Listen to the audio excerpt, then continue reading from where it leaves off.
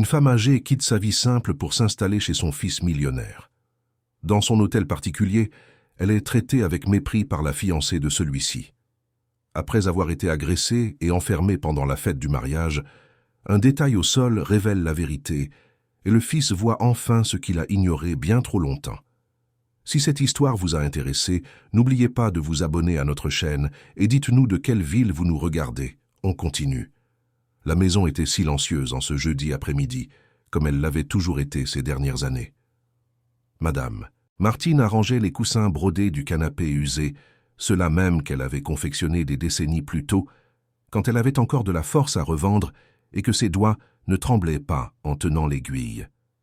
La lumière du soleil entrait doucement par la fenêtre du salon, éclairant le carrelage usé, les portraits encadrés au mur et la vieille radio qui reposait sur la petite table d'angle. Cette radio était sa plus fidèle compagne.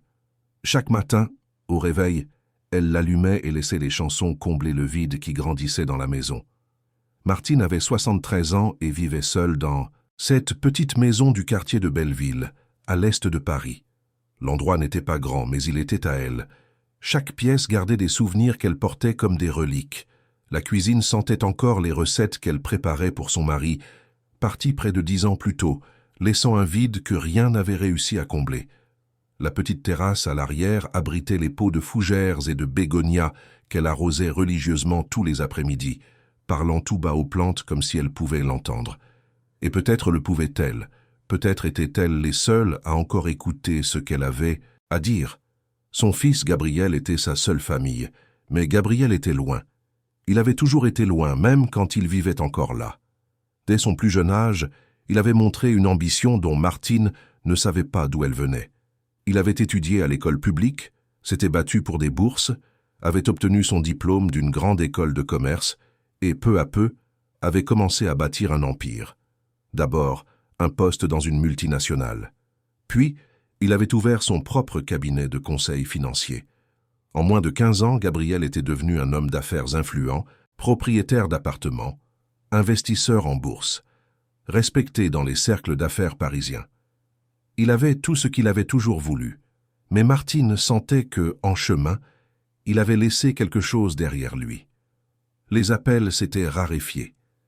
Les déjeuners du dimanche, autrefois sacrés, s'étaient transformés en rencontres hâtives une fois par mois, puis tous les 2 mois, puis presque jamais. Martine comprenait, ou du moins, elle essayait de comprendre. Gabriel était occupé. Il avait des réunions, des voyages, des engagements importants. Elle ne voulait pas être un fardeau. Alors, elle ravalait sa nostalgie et attendait. Attendait qu'il appelle, qu'il débarquât. L'improviste qu'il se souvienne qu'elle était toujours là à attendre. Ce jeudi après-midi, alors qu'elle pliait un torchon dans la cuisine, le téléphone sonna. Martine sursauta. Le téléphone fixe ne sonnait presque jamais. Quand il sonnait, c'était pour de la publicité pour une mutuelle ou quelqu'un qui demandait des dons. Elle s'essuya les mains sur son tablier et répondit d'une voix fatiguée. « Allô » dit-elle. De l'autre côté du fil, une voix masculine, ferme et familière, résonna à son oreille comme un baume dont elle ne savait pas qu'elle avait besoin. « Maman. » C'est Gabriel. Martine sentit son cœur faire un bond. Elle serra le téléphone à 2 mains, comme si elle avait peur qu'il ne glisse et que l'appel ne se perde. « Gabriel, mon fils. Quelle bonne surprise. Comment vas-tu » Sa voix était différente, plus formelle, plus distante, mais c'était toujours la voix de son garçon. Gabriel parla de travail, de nouveaux contrats, du succès de son entreprise. Martine écoutait en silence, souriant même s'il ne pouvait pas la voir. Mais ensuite, après quelques minutes de conversation superficielle, il dit quelque chose qui la laissa paralysée. « Maman, je t'appelle parce que je veux que tu viennes vivre avec moi. » Martine cligna des yeux sans bien comprendre. « Vivre avec toi ? C'est ça. Tout est déjà décidé. J'ai acheté une nouvelle maison, un hôtel particulier à Neuilly-sur-Seine. Il y a de la place à revendre. Tu n'as plus besoin de rester seul là-bas. J'enverrai un chauffeur te chercher samedi. Tu peux préparer tes affaires. » Martine ressentit une émotion si intense qu'elle eut à peine la force de répondre. Des larmes chaudes coulèrent sur son visage ridé. Elle avait toujours attendu ça. Qu'on se souvienne d'elle, qu'on l'appelle, qu'elle retrouve la présence de son fils. « Gabriel, je ne sais pas quoi dire. Tu me manques tellement, mon fils. Je sais, maman, on parlera mieux quand tu seras arrivé. À samedi. » Et avant qu'elle ne puisse dire quoi que ce soit de plus, l'appel fut terminé. Martine resta plantée au milieu de la cuisine, tenant le téléphone muet, le cœur battant la chamade. Pour la première fois depuis des années, elle sentit que l'attente en avait valu la peine. Les 2 jours suivants passèrent dans un tourbillon d'émotions. Martine prépara ses affaires avec soin. Elle n'avait pas grand-chose à emporter. Elle choisit quelques vêtements, les photos de famille, le chapelet que sa mère lui avait donné, la vieille radio qui l'accompagnait depuis des décennies, et l'alliance de son mari, qu'elle portait suspendue à une chaîne autour du cou depuis son départ. Elle rangea tout dans 2 vieilles valises, attachées avec de la ficelle pour qu'elles ne s'ouvrent pas en chemin. Elle dit au revoir à ses plantes, à ses murs, aux recoins de la maison qu'elle connaissait par cœur. Elle laissa les clés à sa voisine, Madame Irène, en lui demandant de veiller sur la maison pendant son absence. Elle ne parla pas de vendre. Elle ne pouvait pas. Cette maison, c'était son histoire. Le samedi matin, à 9 heures précises, une voiture noire et brillante se gara devant la maison. Le chauffeur, un jeune homme en costume, descendit et aida Martine à mettre les valises dans le coffre. Elle monta à l'arrière, se sentant étrange dans cette voiture de luxe, avec ses sièges en cuir et sa climatisation glaciale. La voisine lui fit un signe de la main depuis sa fenêtre. Martine lui répondit, un sourire tremblant aux lèvres. Le trajet jusqu'à Neuilly-sur-Seine dura près d'1 heure à travers la circulation dense de Paris. Martine regardait par la fenêtre, voyant la ville défiler, les hauts immeubles, les avenues animées, les centres commerciaux modernes, tout semblait si différent du quartier modeste où elle vivait. Quand la voiture s'arrêta enfin, elle crut à peine ce qu'elle voyait. L'hôtel particulier était immense. Un haut portail en fer forgé s'ouvrit automatiquement, révélant un jardin soigné, avec une pelouse verte et des arbres taillés. La maison avait 2 étages, d'énormes baies vitrées, des colonnes blanches et un garage qui semblait pouvoir accueillir au moins 4 voitures. Martine descendit lentement, serrant son vieux sac à main contre sa poitrine. Le chauffeur prit les valises et sonna. La porte s'ouvrit presque immédiatement. Mais ce n'était pas Gabrielle qui était là.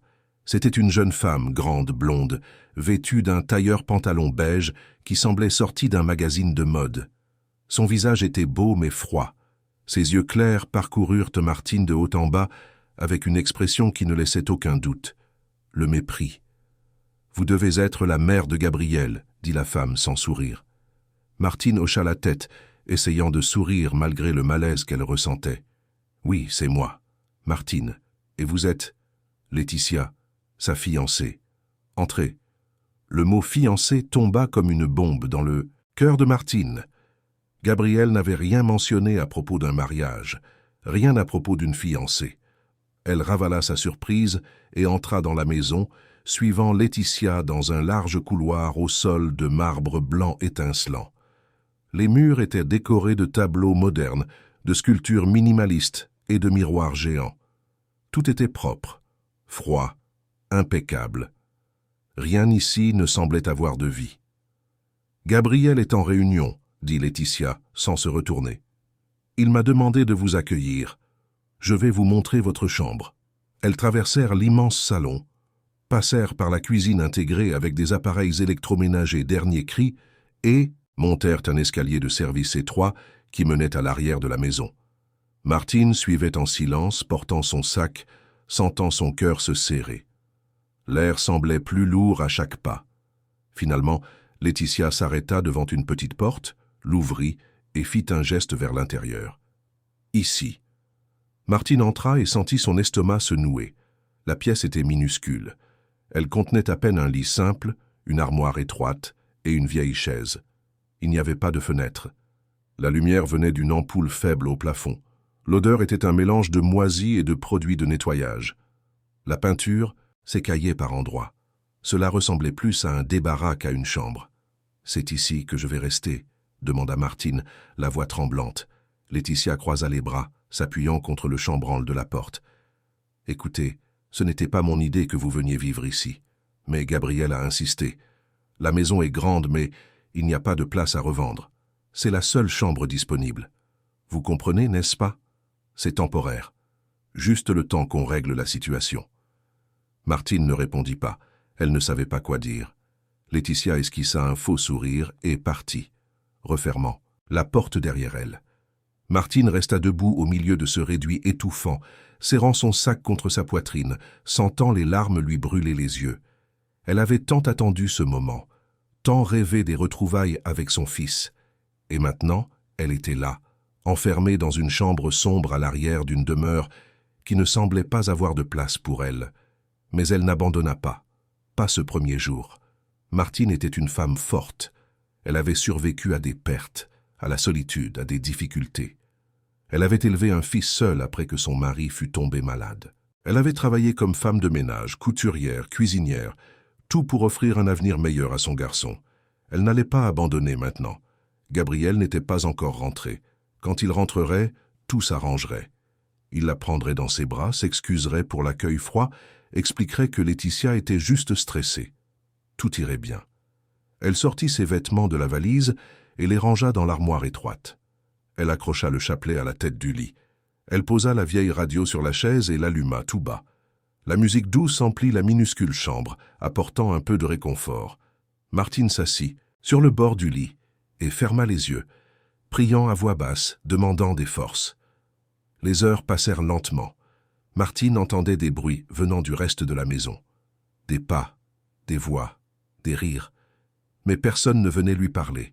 Personne ne frappait à la porte pour lui demander si elle allait bien, si elle avait besoin de quelque chose, si elle voulait manger. Quand le soleil commença à se coucher, elle entendit la voix de Gabriel venant de l'étage inférieur. Son cœur s'emballa. Elle se leva rapidement, arrangea ses cheveux blancs, s'essuya le visage et sortit de la chambre, descendant l'escalier étroit en hâte. Gabriel était dans le salon en costume sombre, parlant au téléphone. Il était grand, fort, beau, avec des cheveux bien coupés et la posture assurée de quelqu'un habitué à commander. Martine s'arrêta à l'entrée du salon, attendant qu'il termine son appel. Quand Gabriel raccrocha et la vit, il sourit, un sourire poli, mais distant. « Maman, tu as fait bon voyage ?» Martine s'approcha de lui et le serra dans ses bras. Gabriel lui rendit son étreinte, mais ce fut rapide, mécanique, comme quelqu'un qui accomplit une obligation sociale. « Oui, mon fils. Quelle belle maison. Je suis si heureuse d'être ici avec toi. Tant mieux, maman. Tu as déjà rencontré Laetitia ? » ?»« Oui, je l'ai rencontrée. Elle m'a montré ma chambre. » Gabriel hocha la tête, distrait, regardant son téléphone qui vibrait dans sa main. « Parfait. Tu vas te plaire ici. Il y a tout ce dont tu as besoin. Maintenant, excuse-moi, mais je dois régler quelques trucs. On se voit au dîner. » Et il partit, laissant Martine seule dans le salon immense et vide. Elle resta là, sentant sa poitrine se serrer. Ce n'étaient pas les retrouvailles qu'elle avait imaginées. Pas d'étreinte prolongée, pas de conversation sur le manque, pas de questions sur son état.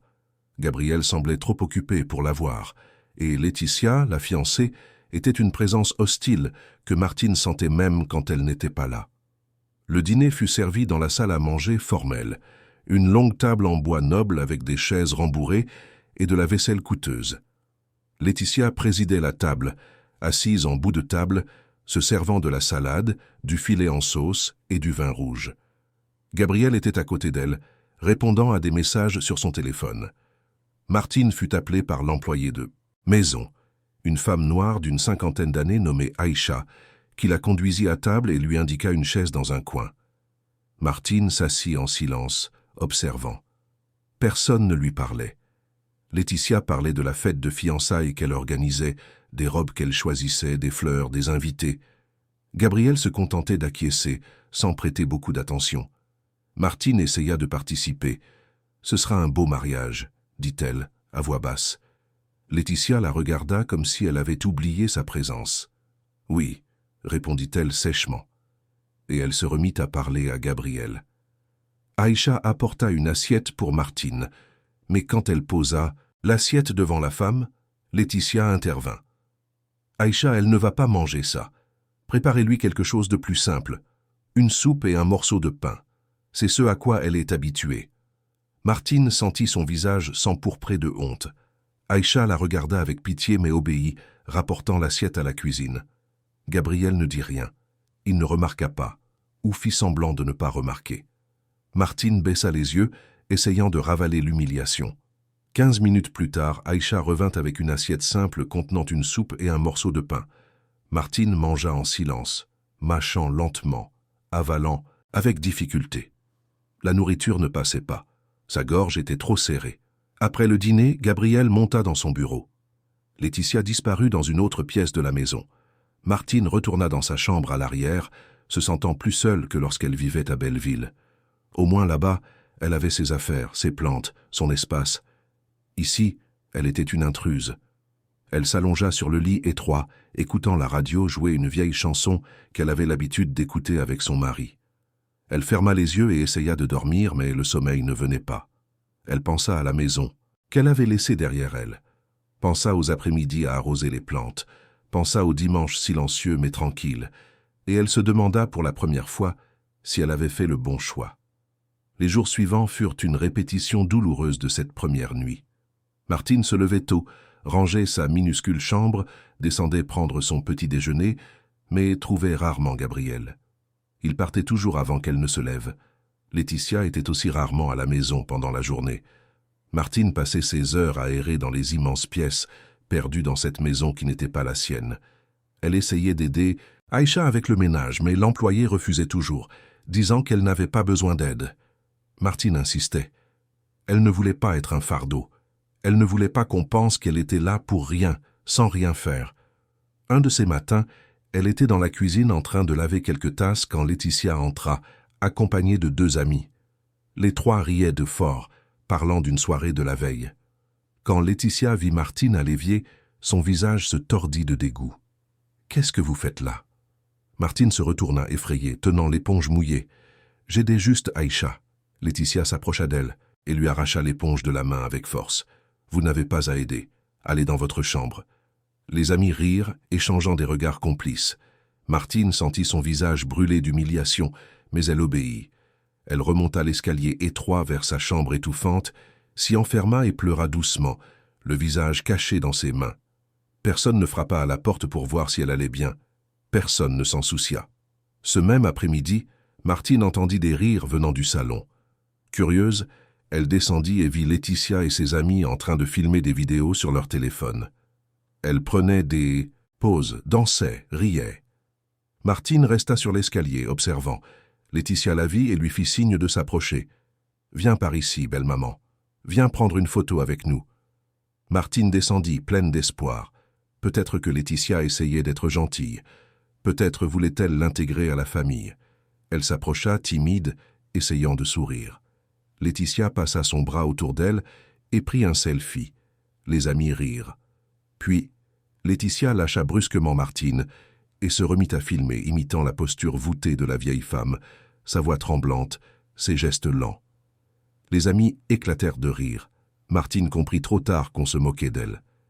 Elle remonta dans sa chambre, tremblant de colère et de tristesse. Ce soir-là, quand Gabriel rentra enfin, Martine essaya de lui parler. Elle attendit qu'il monte dans sa chambre, frappa à la porte du couple et entra quand il le lui permit. « Gabriel, il faut qu'on parle. » Il était en train de se changer, fatigué. « De quoi, maman ?»« De Laetitia. Elle n'est pas très gentille avec moi. » Gabriel soupira, impatient. « Maman, Laetitia est stressée par les préparatifs du mariage. Tu dois comprendre. Elle n'a pas l'habitude d'avoir des gens qui vivent ici. Laisse-lui le temps de s'habituer. » Martine essaya d'insister, mais Gabriel était déjà distrait par son téléphone répondant à des messages. Elle abandonna. Elle quitta la chambre et retourna dans son réduit sombre, ayant l'impression de crier dans le vide. Les semaines passèrent. La cohabitation devint plus difficile. Martine remarquait que la nourriture qu'on lui servait était différente de celle des autres. Souvent, les restes allaient directement à la poubelle. Laetitia ne l'appelait jamais pour déjeuner ou dîner avec eux. Martine mangeait seule dans la cuisine, après que tout le monde ait fini. Aïcha la regardait toujours avec pitié, mais ne pouvait rien faire. Elle aussi était une employée. Elle aussi dépendait de cet emploi. Un après-midi, Martine était assise sur la terrasse arrière, observant le jardin impeccable qu'elle ne pouvait pas toucher, quand elle entendit Laetitia crier à l'intérieur. Le cœur de Martine s'emballa. Elle entra en courant et trouva Laetitia en train de retourner les meubles du salon, cherchant quelque chose désespérément. « Qu'est-ce qui s'est passé ?» demanda Martine. Laetitia se tourna vers elle, les yeux pleins de fureur. « Ma boucle d'oreille en diamant a disparu. Je l'ai laissée ici sur la table basse hier soir, et maintenant elle n'y est plus. » Martine sentit un frisson lui parcourir l'échine. « Je n'ai rien pris. » Laetitia s'approcha d'elle, envahissant son espace personnel. « Tu es la seule personne à être passée par ici ce matin. Aïcha nettoyait à l'étage. Ça ne peut être que toi. Je jure que je ne l'ai pas prise. » Menteuse. Avant que Martine ne puisse réagir, Laetitia lui attrapa le bras avec force, la traîna jusqu'à sa minuscule chambre et commença à fouiller ses affaires. Elle ouvrit l'armoire, jeta les vêtements par terre, retourna les vieilles valises, éparpilla tout. Martine essaya de l'en empêcher, mais Laetitia la poussa contre le mur, avec une telle force qu'elle se cogna le dos et laissa échapper un gémissement de douleur. « Elle n'est pas là. Alors où l'as-tu cachée ? Je n'ai rien pris, Laetitia. S'il te plaît, crois-moi. » Laetitia sortit de la chambre furieuse, laissant le désordre derrière elle. Martine glissa le long du mur jusqu'à s'asseoir par terre, serrant ses genoux, pleurant doucement.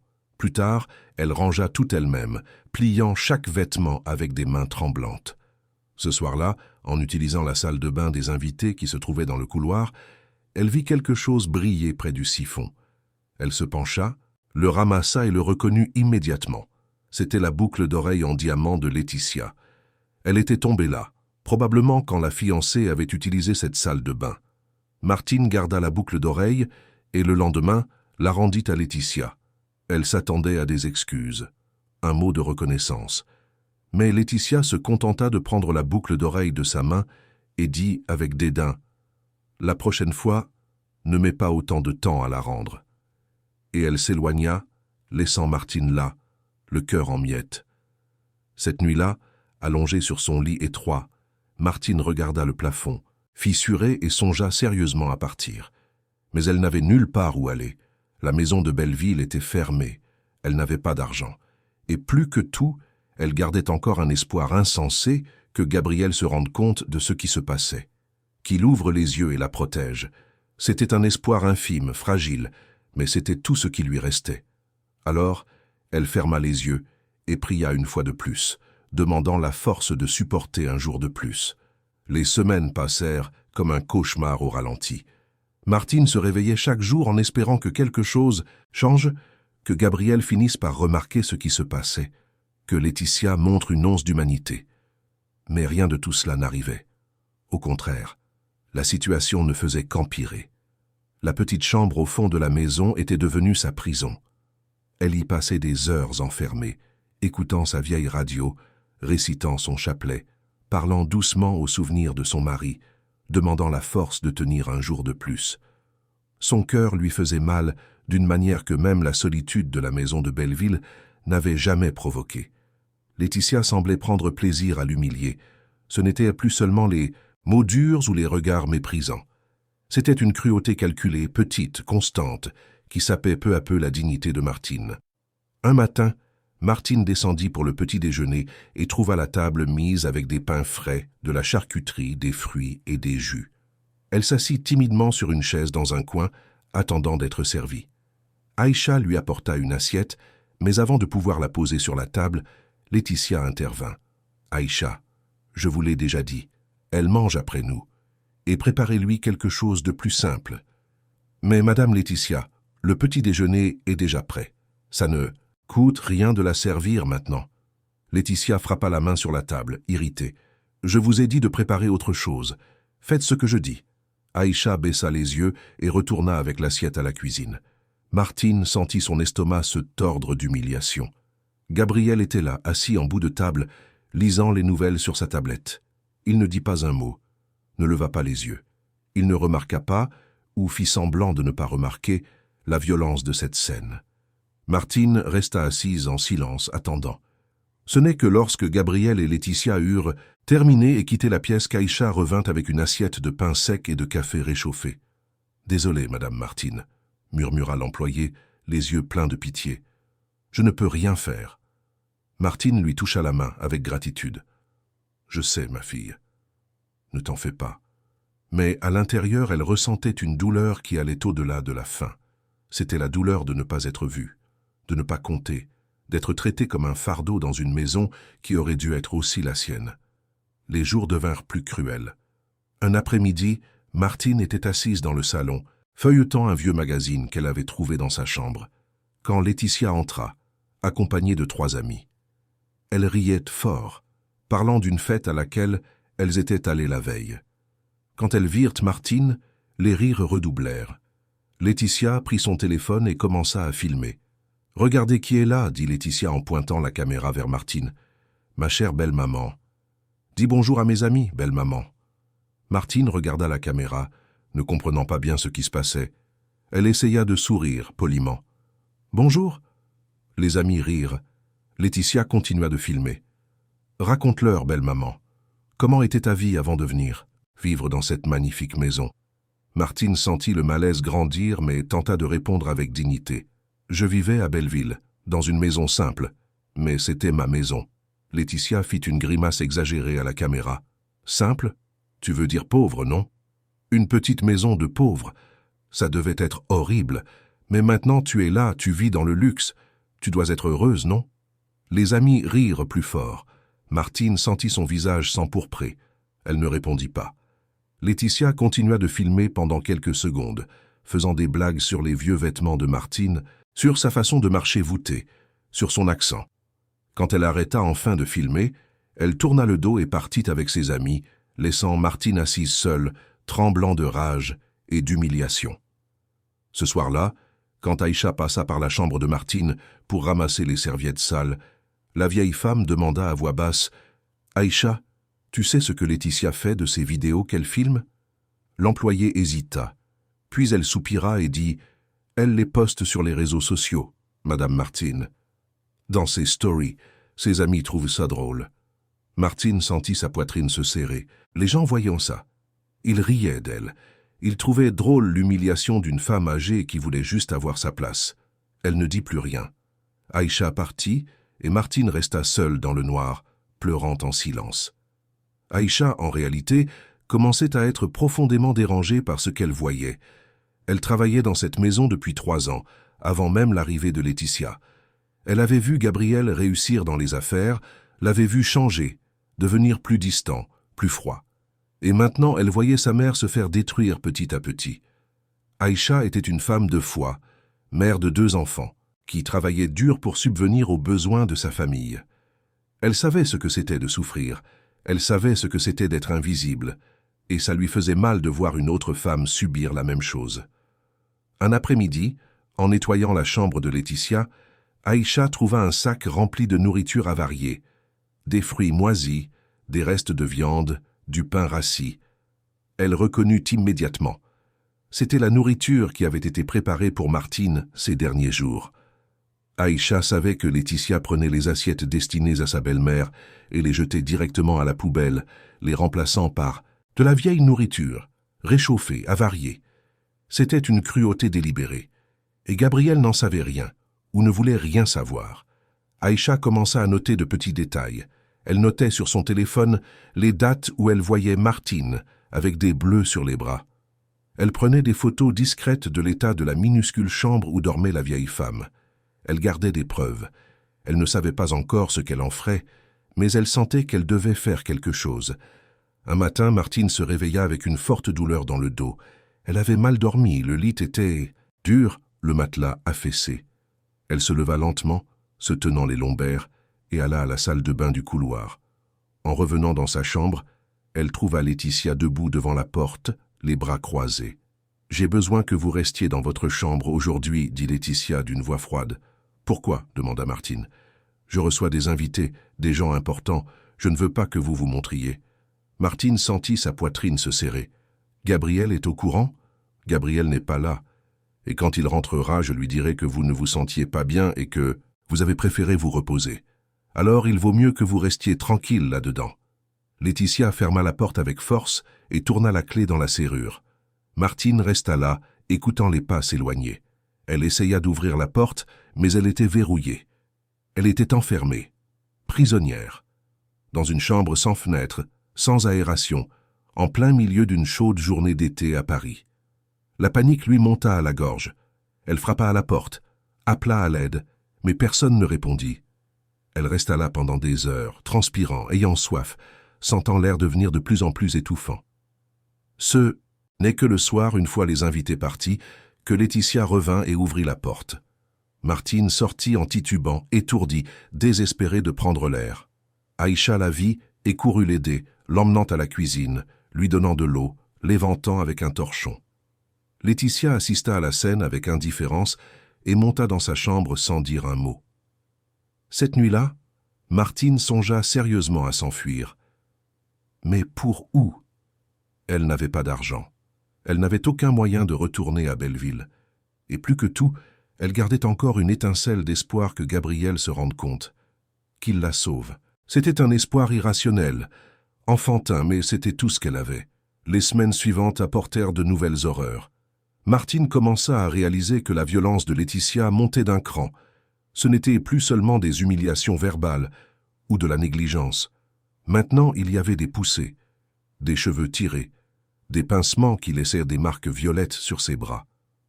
Un après-midi, Martine pliait des serviettes dans la buanderie quand Laetitia entra, irritée pour une raison que Martine ignorait. « Qu'est-ce que tu fais ici ?»« J'aidais, c'est tout. Je ne t'ai pas demandé ton aide. » Et avant que Martine ne puisse répondre, Laetitia renversa la pile de serviettes pliées, jetant tout par terre. Puis elle attrapa Martine par le bras et la tira si fort que la vieille femme perdit l'équilibre et tomba à genoux sur le sol froid. « Reste à ta place, vieille bonne à rien. » Martine resta par terre, tremblante, se tenant le bras douloureux. Aïcha entra en courant, aida la vieille femme à se relever et la ramena dans sa chambre. Là, Martine pleura abondamment, serrant son oreiller, se sentant piégée dans un cauchemar sans issue. Aïcha retourna à la buanderie et confronta Laetitia qui rangeait les serviettes comme si de rien n'était. « Ce n'est pas bien, Madame Laetitia. Madame Martine est une personne âgée. Vous ne pouvez pas la traiter comme ça. » Laetitia se tourna lentement, un sourire froid aux lèvres. « Vous êtes en train de me dire comment je dois traiter les gens dans ma propre maison ?» Aïcha déglutit mais garda sa contenance. « Je dis que ce que vous faites est mal. » Laetitia s'approcha d'elle, envahissant son espace personnel. « Vous savez quoi, Aïcha? Je crois que vous travaillez trop. Vous confondez les choses. Peut-être que vous feriez mieux de chercher un autre emploi. » Le cœur d'Aïcha se serra. Elle avait besoin de ce travail. Elle avait besoin de ce salaire pour faire vivre ses enfants. Mais en regardant dans les yeux froids de Laetitia, elle comprit qu'il ne servait plus à rien d'essayer.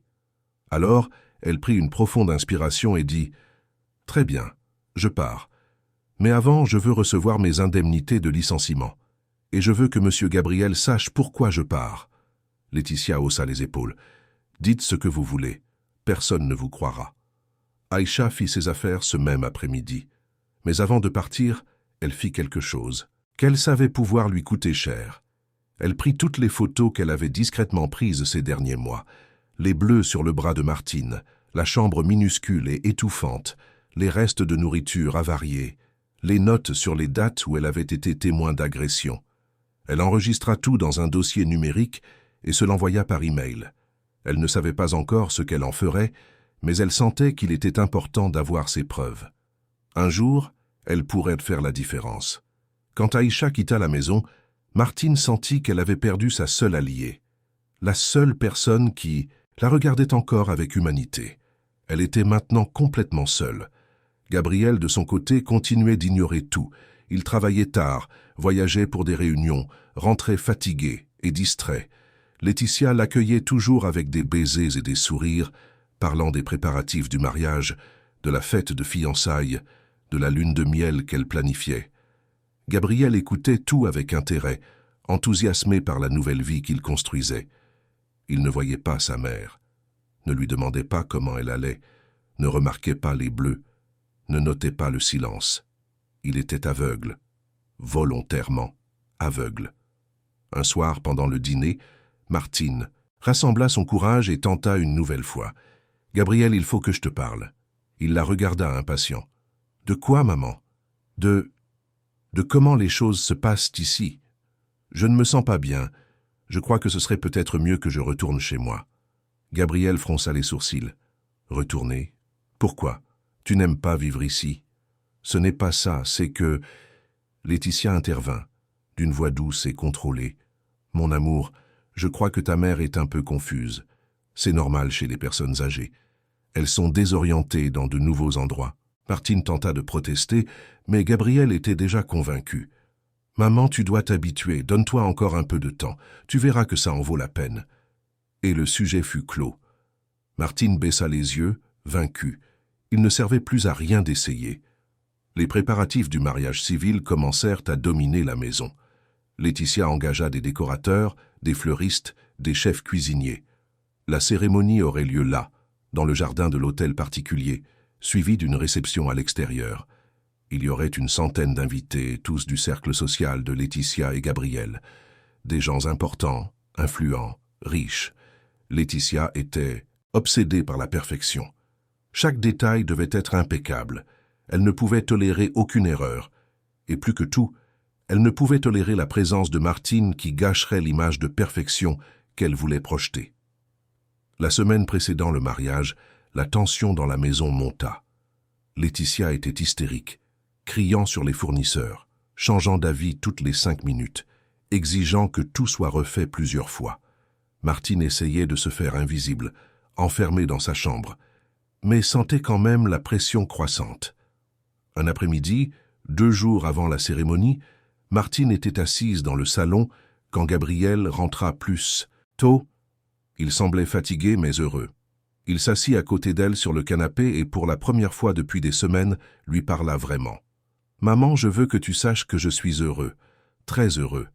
Laetitia est une femme incroyable, intelligente, belle, ambitieuse.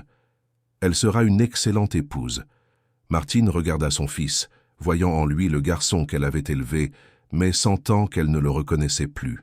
« Gabriel, je veux juste que tu sois heureux, mon fils. Mais es-tu sûr que c'est la bonne personne pour toi ?»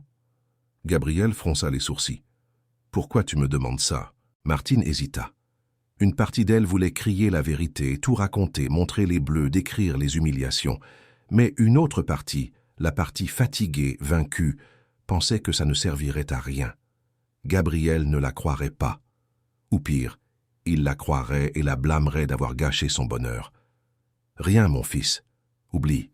Je veux juste que tu sois heureux. » Gabriel sourit et la serra dans ses bras. Une étreinte rapide, mécanique, mais qui serra quand même le cœur de Martine. C'était si peu, mais c'était tout ce qu'elle avait. La veille du mariage, la maison était en plein chaos. Des fleuristes entraient et sortaient, portant des arrangements géants. Des serveurs en uniforme répétaient la chorégraphie du service. La cuisine était pleine de chefs préparant les plats. Laetitia courait d'un côté à l'autre, criant des ordres, vérifiant chaque détail. Gabriel était parti pour un dernier rendez-vous d'affaires et ne rentrerait que le matin du mariage. Martine était enfermée dans sa chambre, écoutant le tumulte extérieur, quand on frappa à la porte. C'était l'une des assistantes de Laetitia. « Madame Laetitia a demandé que vous restiez dans votre chambre pendant toute la fête demain. Elle ne veut pas que vous vous montriez. » Martine sentit sa poitrine se serrer. « Mais c'est le mariage de mon fils. » La jeune femme haussa les épaules, gênée. « Désolée, ce sont ses ordres. » Et elle partit. Martine resta là, sentant des larmes chaudes couler sur son visage. Elle ne pourrait pas assister au mariage de son propre fils. Elle resterait enfermée dans une chambre, cachée comme si elle était une honte, comme si elle n'existait pas. Cette nuit-là, Martine ne put dormir. Elle resta allongée, écoutant la radio tout bas, récitant son chapelet, priant Dieu de lui donner la force de supporter un jour de plus. Les saintes larmes. Larmes ne cessaient de couler. Elle pensa à abandonner, à s'enfuir, à disparaître, mais elle n'avait nulle part où aller. Elle était piégée dans ce cauchemar, sans issue. Quand le soleil se leva le lendemain, la maison était déjà en pleine effervescence. Martine entendit des pas, des voix, de la musique en teste. Son cœur lui faisait mal comme jamais. Elle se leva lentement, se lava le visage, enfila la robe la moins usée qu'elle possédait. Même en sachant qu'on l'empêcherait de participer, Elle ne pouvait l'accepter. C'était le mariage de son fils. Elle avait le droit d'être là.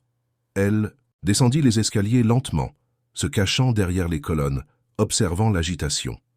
Le jardin était méconnaissable. Des fleurs partout, des chaises blanches alignées, une arche décorée pour la cérémonie, des tables couvertes de nappes en lin blanc. Tout était parfait, impeccable, froid. Martine vit Laetitia sortir de sa chambre, déjà vêtue d'une élégante robe de mariée blanche. Elle était éblouissante, radieuse et complètement indifférente à la souffrance qu'elle causait. Martine se cacha derrière un pilier, observant. Laetitia parlait avec ses demoiselles d'honneur, riait, prenait des photos. Tout était parfait, sauf Martine.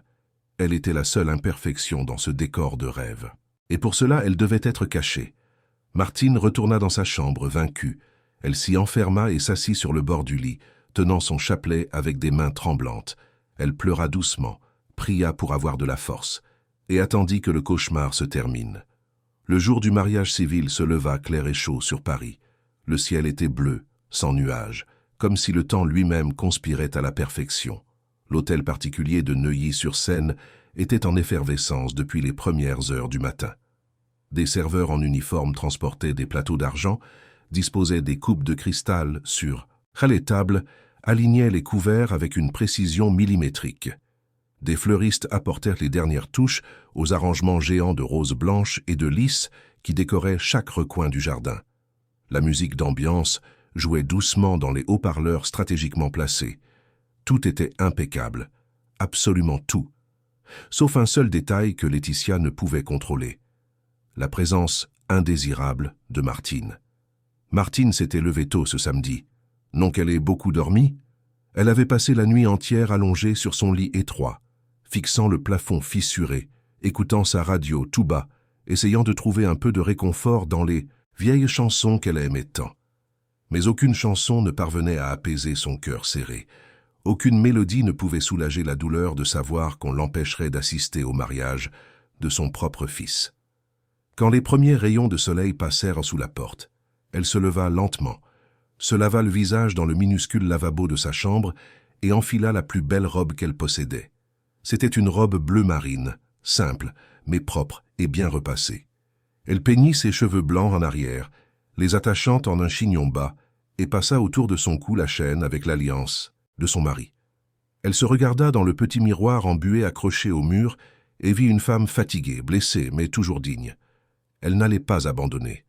Elle n'allait pas laisser Laetitia l'effacer complètement. Elle descendit l'escalier de service étroit, le cœur battant. Elle savait qu'elle défiait les ordres de Laetitia en sortant de sa chambre, mais elle ne pouvait plus accepter d'être invisible. C'était le mariage de Gabriel. Elle avait tout à fait le droit d'être présente. Arrivée dans le couloir principal, elle vit l'agitation intense de l'équipe de décoration et de service. Personne ne fit attention à elle. C'était comme si elle était un fantôme. Martine se dirigea lentement vers la cuisine, où elle vit des piles d'assiettes, des plats remplis de canapés, des verres en train d'être polis. Tout sentait le luxe et le raffinement. Elle s'approcha timidement d'une des serveuses. « Je peux aider ?» demanda-t-elle à voix basse. La jeune femme la regarda sans comprendre. « Aider ? Vous travaillez ici, madame ?» Avant que Martine ne puisse répondre, une voix stridente déchira l'air. « Qu'est-ce que tu fais ici ?» Martine se retourna et vit Laetitia à l'entrée de la cuisine, encore en peignoir de soie, les cheveux en bigoudi, le visage sans maquillage, mais les yeux pleins de fureur. Elle s'avança vers Martine d'un pas rapide et décidé. « Je t'avais dit de rester dans ta chambre. » Martine recula instinctivement. « Je voulais juste aider. C'est le mariage de mon fils, Laetitia. Je veux participer. » Laetitia rit. Un rire court, amer, plein de mépris. « Participer ? Tu crois vraiment que quelqu'un ici veut de toi ? Regarde-toi. Regarde comment tu es habillée. Tu es une honte. Tu vas tout gâcher. » Les mots frappèrent Martine comme des coups de poing. Elle sentit ses yeux piquer, mais essaya de garder sa contenance. « Je suis sa mère. J'ai le droit d'être ici. Tu n'as aucun droit. C'est ma maison. Et aujourd'hui, c'est mon jour. Je ne te laisserai pas tout gâcher avec ta présence pathétique. » Laetitia attrapa le bras de Martine avec force, enfonçant ses ongles dans la peau douce et ridée. Martine gémit de douleur, mais Laetitia ne lâcha pas. Elle la traîna hors de la cuisine, traversa le couloir sous le regard gêné des employés qui faisaient semblant de ne rien voir, et la repoussa dans sa petite chambre au fond de la maison. « Reste là-dedans et ne sors. Pas avant que je te le dise. Si tu sors, je te jure que je te le ferai regretter. » Et elle claqua la porte si fort que le mur trembla. Martine resta debout au milieu de la minuscule chambre, tremblante, se tenant le bras douloureux. Elle regarda sa peau et vit les marques violettes des ongles de Laetitia. Elle s'assit sur le bord du lit et pleura doucement, le visage dans les mains. Elle se sentait vaincue, humiliée, anéantie. Mais au fond, elle gardait encore une étincelle d'espoir. Gabriel allait arriver.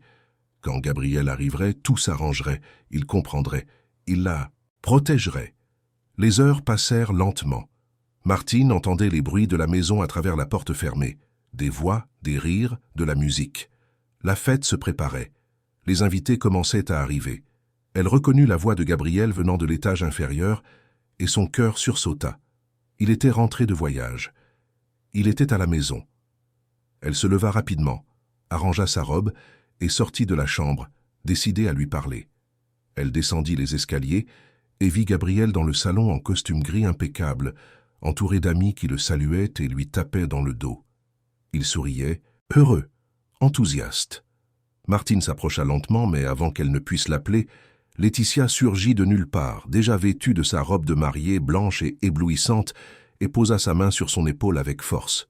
« Je t'avais prévenu. » Et avant que Martine ne puisse réagir, Laetitia la tira de nouveau dans le couloir, loin des regards des invités. Elle l'emmena jusqu'à la buanderie, où il n'y avait personne. Là, loin des témoins, la fureur de Laetitia explosa. « Tu ne comprends pas, c'est ça. Tu ne comprends pas que personne ne veut de toi ici. Gabriel n'en veut pas. Je n'en veux pas. Tu es un poids mort dans cette maison. Une honte ambulante. » Martine tenta de se dégager, mais Laetitia était hors de contrôle. Le stress des préparatifs, la peur que quelque chose tourne mal, l'obsession de paraître parfaite devant les invités importants, tout explosa à ce moment-là. Elle attrapa Martine par les cheveux blancs et commença à la traîner dans le couloir. Martine cria de douleur, essayant de s'agripper au mur, mais Laetitia était plus forte, plus jeune, mue par une rage irrationnelle. Elle traîna la vieille femme sur plusieurs mètres, tirant ses cheveux si fort que Martine sentit qu'elle allait s'évanouir. Les larmes coulaient sur son visage, ses genoux heurtaient le sol, ses mains griffaient le parquet en essayant de s'accrocher à quelque chose. « Arrête, s'il te plaît, arrête !» implorait Martine, la voix brisée. « Arrête, ça fait mal !» Mais Laetitia n'arrêta pas. Elle continua de la traîner jusqu'à un placard étroit au bout du couloir de service. Là, loin de la fête, loin des invités, loin de tout témoin. Martine essaya de se relever, mais elle était étourdie, désorientée, la tête lancinante. Laetitia la poussa violemment contre le mur. Martine glissa, perdit l'équilibre et tomba en arrière, se cognant violemment la tête contre l'angle d'un meuble, avant de s'effondrer sur le sol. Le choc fut terrible. Martine sentit une explosion de douleur à l'arrière de sa tête. Quelque chose de chaud et de visqueux coula le long de sa nuque. Elle y porta sa main tremblante et, en regardant ses doigts, vit du sang. Beaucoup de sang. Elle essaya de se relever, mais son corps n'obéissait pas. Sa vision se brouilla. Ses jambes n'avaient de plus de force. Elle resta allongée sur le sol, saignant, respirant avec difficulté. Laetitia la regarda le sang sur le sol, le mur taché de rouge. Un instant, la panique traversa son visage. Mais ensuite, quelque chose d'encore plus effrayant se produisit. Elle se ressaisit. Elle regarda autour d'elle, vérifia que personne n'était là et prit une décision. Elle attrapa Martine par les bras et la traîna jusqu'au placard. C'était un espace étroit, sombre, utilisé pour ranger des produits de nettoyage et de vieilles boîtes. Elle jeta la vieille femme à l'intérieur sans ménagement, ferma la porte et tourna la clé dans la serrure. Martine essaya de crier, mais sa voix ne sortait pas.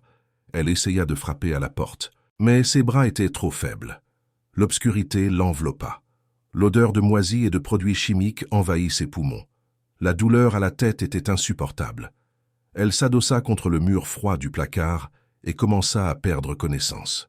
Dehors, Laetitia nettoya rapidement les taches de sang dans le couloir avec du papier absorbant, jeta le tout à la poubelle et retourna à la fête comme si de rien n'était. Elle arrangea sa robe, retoucha son maquillage, remit son sourire sur son visage et descendit dans le jardin où la cérémonie était sur le point de commencer. Les invités applaudirent quand elle apparut. Gabrielle l'attendait sous l'arche de fleurs avec un large sourire passionné. La musique commença à jouer. Laetitia remonta l'allée de fleurs avec élégance, saluant ses amis, posant pour les photographes, jouant le rôle de la mariée parfaite. Arrivée à l'hôtel improvisé, Gabrielle lui prit les mains et la regarda dans les yeux avec adoration. L'officier d'état civil commença la cérémonie. Pendant ce temps, enfermée dans le placard sombre au fond de la maison, Martine agonisait. La douleur à la tête était insupportable. Le sang continuait de couler, imbibant sa robe bleu marine. Elle essayait de rester consciente, mais c'était de plus en plus difficile. Elle griffait la porte avec ses ongles, essayant de faire du bruit, d'appeler quelqu'un, mais la musique forte de la fête étouffait tout son. Elle murmurait des appels à l'aide qui se perdaient dans le vide. « Gabriel », murmurait-elle d'une voix faible. « Gabriel, mon fils, aide-moi. » Mais Gabriel ne pouvait pas l'entendre.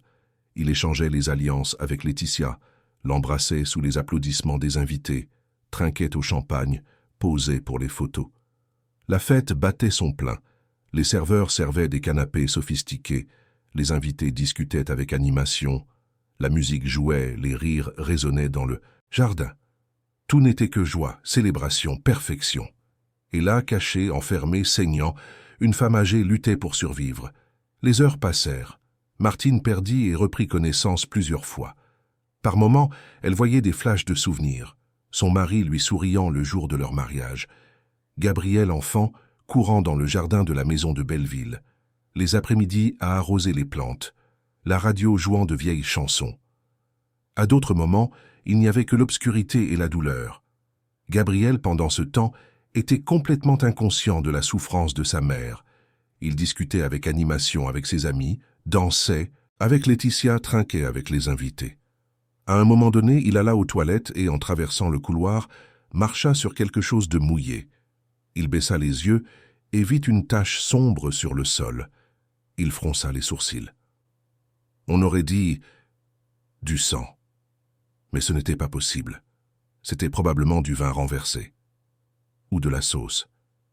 Il continua son chemin, mais quelque chose le dérangeait. Une odeur étrange, métallique, forte. De retour à la fête, il chercha Laetitia et lui demanda « Où est ma mère ?» Laetitia sourit, maîtrisée. Elle ne se sentait pas bien. Elle a demandé à rester se reposer dans sa chambre. Elle ne voulait pas déranger. Gabriel hocha la tête, satisfait de la réponse. Il retourna à la fête. Mais au fur et à mesure que la soirée avançait, ce malaise grandissait. Quelque chose n'allait pas. Quelque chose qu'il n'arrivait pas à identifier. C'était une sensation, un instinct, une petite voix au fond de son esprit qui lui disait que quelque chose n'allait vraiment pas. Quand la fête commença enfin à se vider et que les invités partirent, Gabriel monta se changer. Il passa par le couloir de service et revit ses taches sombres sur le sol. Maintenant, sans le tumulte de la fête, il s'arrêta et se pencha pour examiner. Il toucha avec son doigt. C'était sec, mais c'était bien du sang. Et il y avait plus. Un cheveu gris coincé dans une fente de la porte du placard. Son cœur se mit à battre plus vite. Il essaya d'ouvrir la porte du placard, mais elle était verrouillée. Il chercha la clé, mais ne la trouva pas. Il sentit la panique monter. « Laetitia !» cria-t-il. « Laetitia, où est la clé de ce placard ?» Laetitia monta en courant, encore. En robe de mariée, le visage pâle. « Pourquoi veux-tu ouvrir ça ?»« Parce qu'il y a du sang par terre, et je veux savoir d'où il vient. » Laetitia tenta d'inventer une excuse, mais Gabriel n'écoutait plus. Il força la porte avec son épaule 1, 2, 3 fois, jusqu'à ce que la serrure cède. La porte s'ouvrit d'un coup, et ce qu'il vit le pétrifia. Martine était allongée sur le sol du placard, recroquevillée en position fétale, couverte de sang. Sa robe bleue était imbibée de rouge. Ses cheveux blancs étaient collés à sa nuque par le sang séché.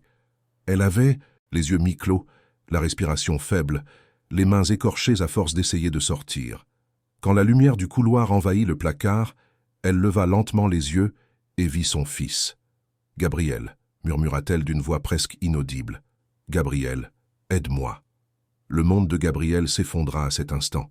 Il tomba à genoux à côté de sa mère, lui prenant le visage entre ses mains tremblantes, sentant le sang chaud et collant. « Maman, mon Dieu, qu'est-ce qui s'est passé? Qu'est-ce qu'on t'a fait ?» Martine essaya de répondre, mais les mots ne sortaient pas. Elle pleurait seulement, tremblante, s'agrippant au bras de son fils comme s'il était la seule chose solide dans un monde qui s'écroulait. Gabriel se tourna vers Laetitia, qui se tenait sur le seuil, pâle, en état de choc. « Toi, dit-il, la voix tremblant de rage. « C'est toi. » Laetitia tenta de nier, mais la culpabilité se lisait sur son visage. « Gabriel, je peux t'expliquer, » commença-t-elle, mais il l'interrompit en criant. « Tu as enfermé ma mère ici? C'est toi qui lui as fait ça? C'est un accident. Elle est tombée. Je ne savais pas que c'était si grave. Tu l'as enfermée ici et tu l'as laissée saigner, pendant qu'on faisait la fête en bas. » Sa voix résonna dans le couloir. Gabriel prit sa mère dans ses bras avec précaution, se leva et descendit les escaliers en la portant. Martine était faible, presque inconsciente, mais s'agrippait au cou de son fils. Il traversa le salon où quelques invités attardés discutaient encore. Tous se retournèrent et furent choqués en voyant la scène. Gabriel, portant sa mère ensanglantée dans ses bras. « Appelez une ambulance. »« Maintenant » ordonna-t-il.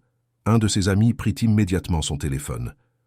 Gabriel allongea doucement Martine sur le canapé du salon, prit des serviettes propres et les pressa contre la blessure à sa tête, essayant d'arrêter le saignement. « Tiens bon, maman, l'ambulance arrive, tiens bon !»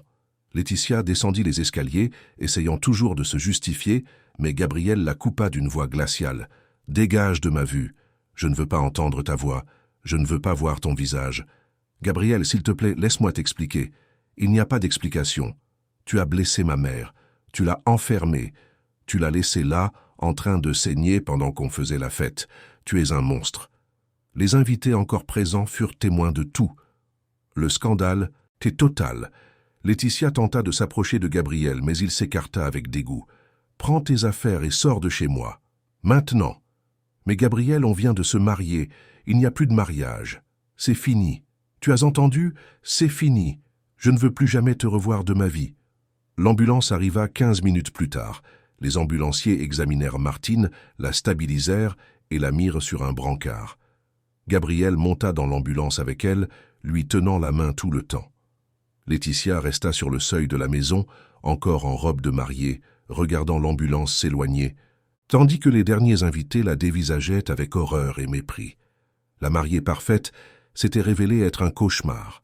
L'hôpital était silencieux quand Gabriel entra dans la salle d'attente pour la 10e fois cette nuit-là. Ses yeux étaient gonflés de larmes. Le costume gris qu'il portait pour le mariage était froissé et taché de sang, et ses mains tremblaient encore. Il ne pouvait cesser de revoir l'image de sa mère, effondrée dans ce placard sombre, saignant, implorant de l'aide. La culpabilité l'étouffait. Comment n'avait-il rien vu? Comment avait-il laissé cela se produire sous son propre toit? Comment avait-il pu être si aveugle, si égoïste, si absent? Les médecins n'avaient pas encore donné de diagnostic complet. Martine était au bloc opératoire depuis plus de 3 heures. Les infirmières allaient et venaient, mais ne donnaient aucune information. Gabriel faisait les 100 pas, incapable de s'asseoir, de se détendre, de penser à autre chose qu'à sa mère. Il avait appelé la maison des dizaines de fois, mais Laetitia ne répondait pas. Elle avait probablement déjà fait ses valises et était partie. Et il s'en fichait.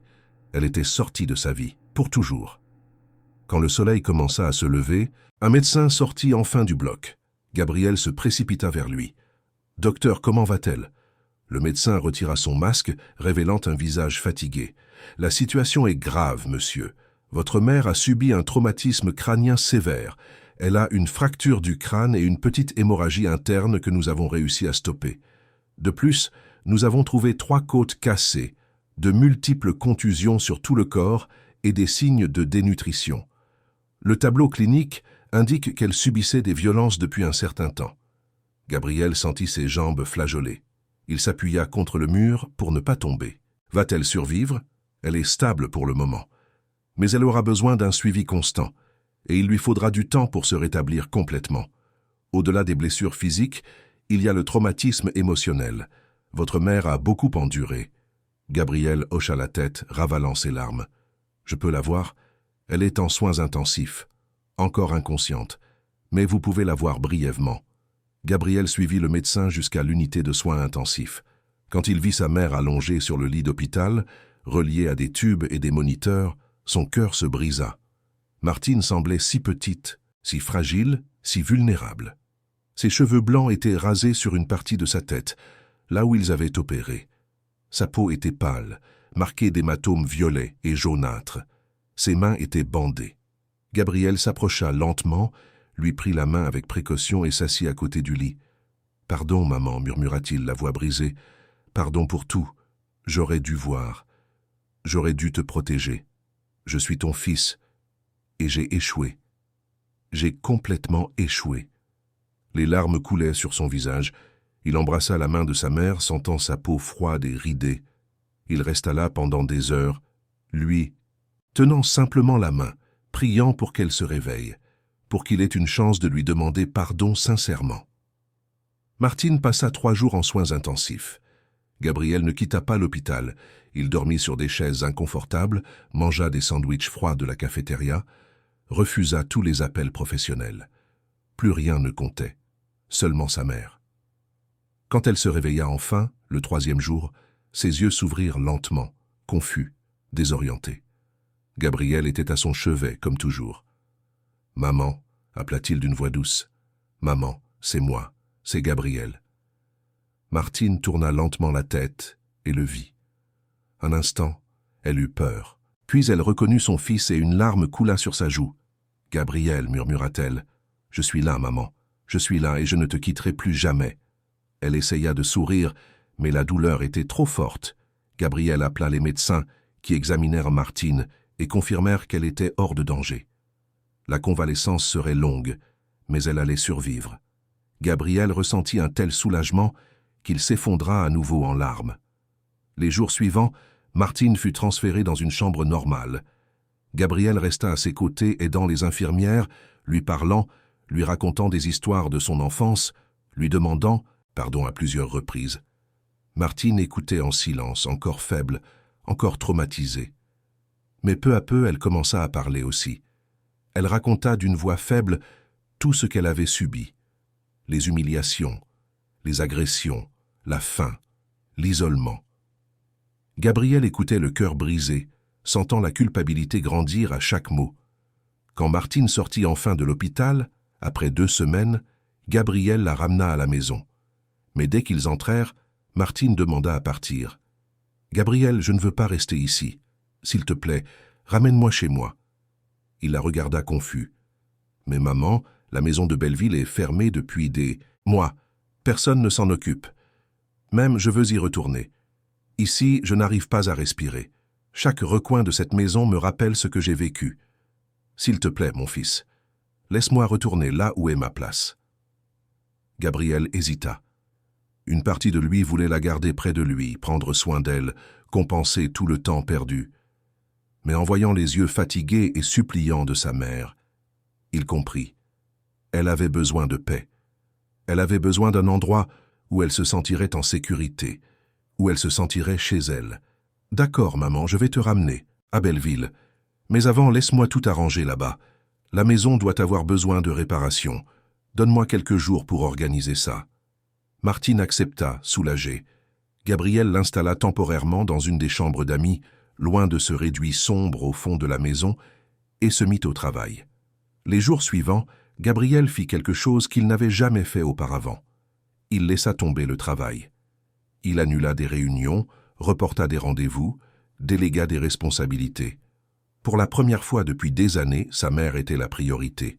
Il engagea une équipe de rénovation et se rendit personnellement à Belleville pour tout superviser. En entrant dans la vieille maison, il fut submergé par l'émotion. Tout était exactement comme dans ses souvenirs d'enfance. Le petit salon avec le canapé usé, la cuisine simple aux carreaux délavés, la terrasse arrière où sa mère s'occupait de ses plantes. C'était un endroit modeste mais plein de vie, plein de souvenirs. Gabriel parcourut lentement les pièces, touchant les murs, les meubles, ravivant des souvenirs qu'il avait enfouis pendant des années. Il engagea des peintres, des électriciens, des plombiers. Il fit changer le carrelage fissuré, réparer les fuites, rénover la salle de bain. Il acheta un lit, neuf et confortable pour la chambre de sa mère, installa la climatisation, remplaça les vieux rideaux par des voilages neufs et légers. Mais il tint à préserver l'âme de la maison. La vieille radio resta à sa place. Les photos de famille restèrent au mur. Les pots de fleurs furent rempotés avec soin. Tout fut fait en pensant à son confort et à son bonheur. Un après-midi, alors que les plombiers travaillaient dans la salle de bain, l'un d'eux appela Gabriel. « Monsieur, on a trouvé quelque chose dans le siphon. » Gabriel s'approcha. Le plombier lui tendit un petit objet sale. Gabriel le nettoya avec un chiffon et sentit son cœur se serrer. C'était une alliance, l'alliance de son père, celle que sa mère portait toujours suspendue à une chaîne autour du cou. Gabriel se souvint vaguement de l'avoir vue disparaître il y a quelques mois, mais n'avait jamais posé de questions. Maintenant, il comprenait. Elle était tombée dans la salle de bain de l'hôtel particulier, probablement lors d'une des agressions. Et personne ne s'était soucié de la chercher. Personne ne s'était soucié de quoi que ce soit qui lui appartenait. Gabriel serra l'alliance, sentant les larmes revenir. Cette alliance représentait tout. L'amour que sa mère gardait pour son père, même après tant d'années. La dévotion qu'elle avait toujours montrée à sa famille. Et le mépris avec lequel il l'avait traitée, laissant quelque chose de si précieux se perdre sans même s'en rendre compte. Cette nuit-là, Gabriel fit un rêve. Il était de nouveau enfant, courant dans le jardin de la maison de Belleville. Sa mère était là, jeune, souriante, l'appelant pour déjeuner. Son père était à côté d'elle, le bras autour de ses épaules. Tout était simple, mais tout était heureux. Gabriel se réveilla au milieu de la nuit, le visage mouillé de larmes. Pour la première fois depuis des années, il s'autorisa à ressentir le manque, le regret, la douleur, et aussi l'espoir. L'espoir qu'il était encore temps de réparer, temps de reconstruire. 2 semaines plus tard, la rénovation était terminée. Gabriel ramena Martine à Belleville un samedi après-midi ensoleillé. Quand elle descendit de la voiture et vit la maison, ses yeux s'emplirent de larmes. Tout était rénové, mais c'était toujours sa maison. Gabriel l'aida à entrer, la tenant doucement par le bras. Martine parcourut lentement les pièces, touchant les murs, les meubles, se sentant enfin chez elle. « Merci, mon fils, dit-elle, la voix brisée. Merci de m'avoir ramené. » Gabriel la serra doucement dans ses bras, faisant attention à ne pas lui faire mal. « C'est moi qui te remercie, maman. Pour tout, de m'avoir élevé seule, d'avoir tant supporté, de n'avoir jamais renoncé à moi même quand j'avais renoncé à toi. » Martine pleura dans les bras de son fils, et Gabriel pleura aussi. C'était un cri de libération, de pardon, de nouveau départ. Les semaines suivantes, Gabriel commença à faire quelque chose qu'il n'avait jamais fait auparavant. Il rendit visite à sa mère tous les week-ends, sans exception. Il arrivait le samedi matin, apportait du pain frais, des fruits, des fleurs pour les vases. Il déjeunait avec elle, parlait pendant des heures, écoutait les vieilles histoires qu'elle racontait, revisitait les souvenirs d'enfance. Peu à peu, leur relation se reconstruisit. Ce n'était pas parfait. Il y avait encore des blessures, mais ça s'améliorait. Gabriel prit également des décisions drastiques dans sa vie. Il vendit l'hôtel particulier de Neuilly. Il dit qu'il ne pouvait plus y vivre après tout ce qui s'était passé. Il acheta un appartement plus petit, plus simple, plus proche de Belleville. Il coupa les ponts avec plusieurs amis qui ne s'approchèrent de lui que par intérêt. Il simplifia sa vie. Il réalisa que le succès professionnel ne valait rien s'il perdait ce qui comptait vraiment. Quant à Laetitia, elle tenta de le contacter plusieurs fois les premières semaines. Elle envoyait des messages d'excuses disant qu'elle regrettait, qu'elle était prête à changer. Gabriel bloqua son numéro. Il n'y avait pas de pardon, pas de retour en arrière. Ce qu'elle avait fait était impardonnable. Et Gabriel savait que la faute lui incombait aussi, pour avoir été aveugle, pour ne pas avoir protégé sa mère, pour avoir choisi l'apparence plutôt que l'essence. Aïcha, l'ancienne employée, contacta Gabriel quelques semaines plus tard. Elle lui envoya les photos et les notes qu'elle avait gardées, les offrant comme preuve s'il voulait poursuivre Laetitia en justice. Gabriel la remercia mais dit qu'il ne voulait plus remuer cette histoire. Il ne voulait pas de tribunaux, d'avocats, de scandales. Il voulait juste la paix. Il voulait reconstruire sa relation avec sa mère. Il voulait être le fils qu'il aurait dû être depuis le début. Un dimanche après-midi pluvieux, Gabriel était assis sur la terrasse de la maison de Belleville, aidant Martine à arroser les fougères. quand elle dit quelque chose qui le prit par surprise. « Gabriel, je veux que tu saches que je te pardonne. » Il s'arrêta, la regardant. « Maman, tu n'as pas à... »« Si, j'en ai besoin. Tu étais mon fils. Tu l'es toujours. Et tu le seras toujours.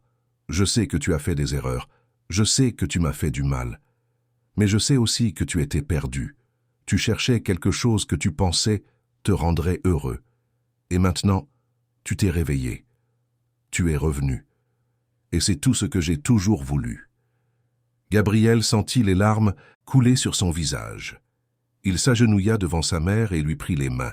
« Je ne mérite pas ton pardon, mais je te promets que je passerai le reste de ma vie à essayer de le mériter. Je te promets que je ne te laisserai plus jamais seul. Je te promets que je prendrai soin de toi comme tu as toujours pris soin de moi. » Martine caressa le visage de son fils avec tendresse. « Je sais, mon fils, je sais. » Ils restèrent là, enlacés sur la terrasse, écoutant la pluie tomber, sentant la paix qui ne vient que lorsque les blessures commencent à cicatriser. La vieille radio jouait une musique douce dans le salon. Les plantes exhalaient une odeur fraîche. La maison était de nouveau vivante. Et Martine sentait enfin qu'elle avait sa place. Avec le temps, Gabriel commença à apporter des changements positifs dans sa propre vie. Il consacra moins d'heures au travail et plus de temps aux choses qui comptaient vraiment.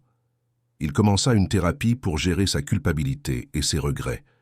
Il se mit à faire du bénévolat dans une maison de retraite, aidant d'autres personnes qui vivaient des situations similaires à celles de sa mère. Il découvrit que le vrai succès ne résidait pas dans la taille de son compte en banque ou dans le prestige social, mais dans la capacité à faire une différence dans la vie des gens qu'on aime. Martine, de son côté, se rétablit peu à peu.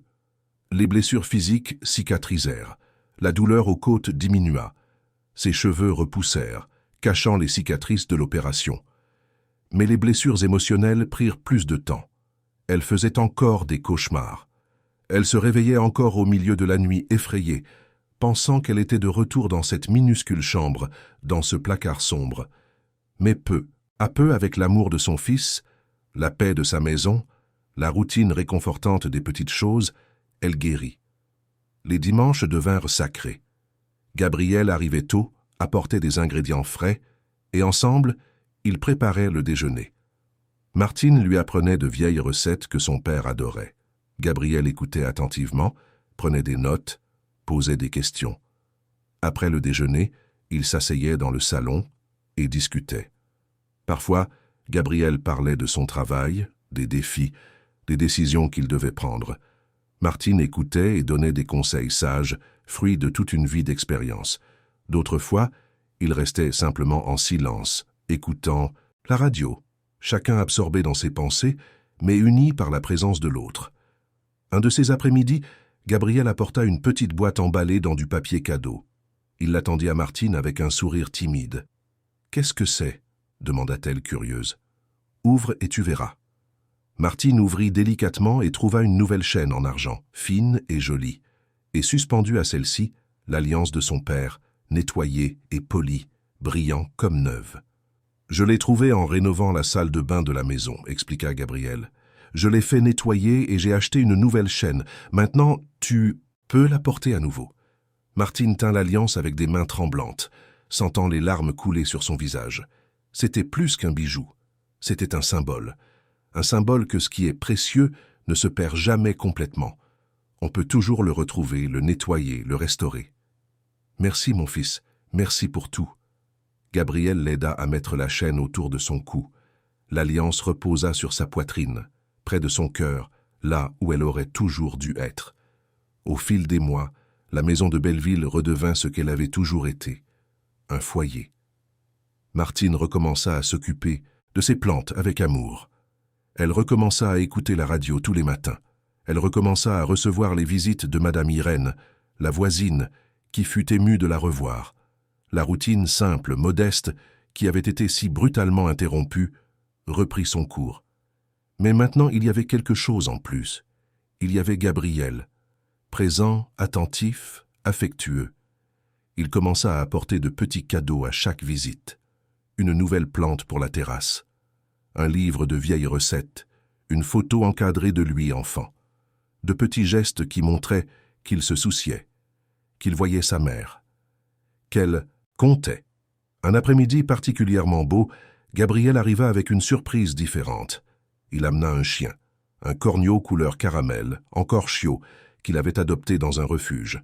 Il posa le petit chien sur les genoux de Martine, qui fut d'abord surprise puis sourit, caressant l'animal avec tendresse. « Pour que tu ne sois pas seul pendant la semaine », expliqua Gabriel. « Il te tiendra compagnie. » Martine accepta le cadeau avec gratitude. Le chien, qu'elle baptisa Popcorn, devint rapidement un membre de la famille. Il la suivait dans la maison, dormait au pied de son lit, aboyait quand quelqu'un s'approchait. Il était protection, compagnie et amour inconditionnel. Gabriel, voyant sa mère plus heureuse, en meilleure santé, plus en paix, sentit enfin qu'il était sur la bonne voie. La culpabilité était toujours là, mais elle avait diminué.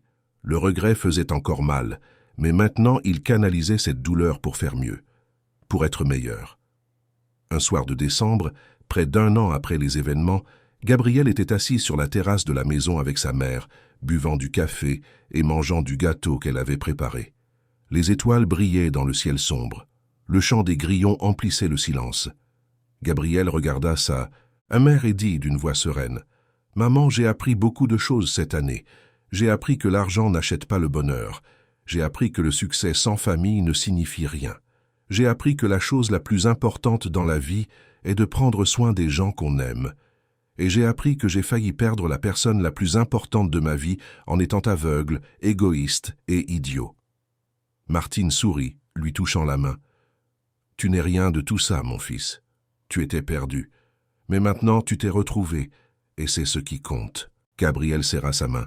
« Je te promets que je continuerai d'être présent. Je continuerai de prendre soin de toi.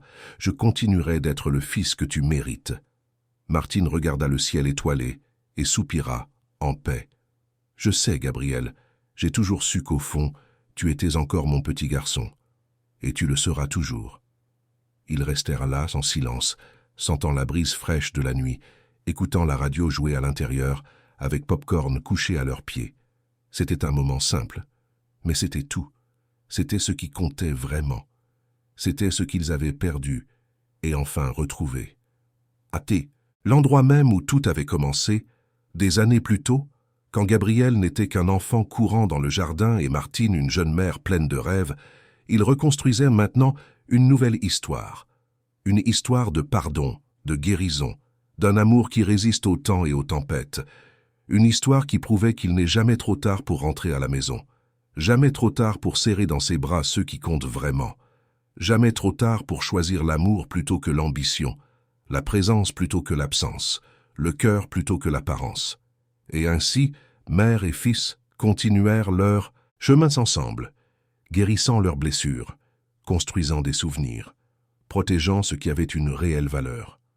La vraie richesse ne se trouvait pas dans les hôtels particuliers, les voitures de luxe, les fêtes extravagantes. La vraie richesse était là, dans cette maison simple de Belleville, dans les conversations du dimanche, les étreintes sincères, les rires partagés, la certitude que, quoi qu'il arrive, ils seraient toujours l'un l'autre. Et cela, découvrirent-ils, était plus que suffisant. C'était tout. Fin de l'histoire. Chers auditeurs, nous espérons que l'histoire de Madame Martine et Gabriel a profondément touché votre cœur. Si vous avez été ému par ce parcours de douleur, de pardon et de reconstruction, laissez un like, abonnez-vous à la chaîne et dites-nous dans les commentaires quel a été le moment qui vous a le plus marqué. Chaque jour, nous vous proposons des histoires intenses comme celle-ci qui révèlent le côté le plus profond de l'âme humaine, qui nous font réfléchir à la valeur des relations et à ce qui compte vraiment dans la vie. Nous vous attendons au prochain épisode, avec d'autres histoires qui vous feront ressentir, penser et vous émouvoir. À bientôt.